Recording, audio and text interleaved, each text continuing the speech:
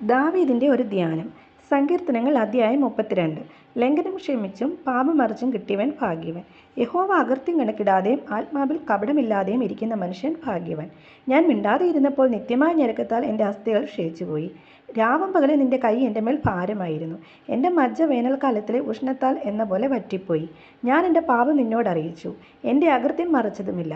എൻ്റെ ലംഘനങ്ങൾ യഹോവയോട് ഏറ്റുപറയുമെന്ന് ഞാൻ പറഞ്ഞു. അപ്പോൾ നീ എൻ്റെ പാപത്തിൻ്റെ കുറ്റം ക്ഷമിച്ചു തന്നു. ഇത് നിമിത്തം ഓരോ ഭക്തനും കണ്ടെത്താവുന്ന കാലത്ത് നിന്നോട് പ്രാർത്ഥിക്കും. പെരുവെള്ളം കവിഞ്ഞു വരുമ്പോൾ അത് അവൻ്റെ അടുക്കലോളം എത്തുകയില്ല.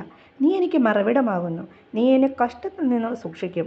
രക്ഷയുടെ ഉല്ലാസഘോഷം കൊണ്ട് നീ എന്നെ ചുറ്റിക്കൊള്ളും. ഞാൻ നിന്നെ ഉപദേശിച്ച് നടക്കേണ്ടുന്ന വഴി നിനക്ക് കാണിച്ചു തരും.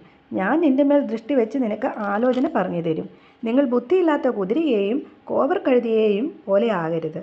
അവയുടെ ചമയങ്ങളായ കടിഞ്ഞാണും മുഖപ്പട്ടയും കൊണ്ട് അവയെ അടക്കി വരുന്നു, അല്ലെങ്കിൽ അവ നിനക്ക് സ്വാധീനമാകയില്ല. ദുഷ്ടന് വളരെ വേദനകളുണ്ട്. യഹോവയിൽ ആശ്രയിക്കുന്നവനെയോ ദയ ചുറ്റിക്കൊള്ളും.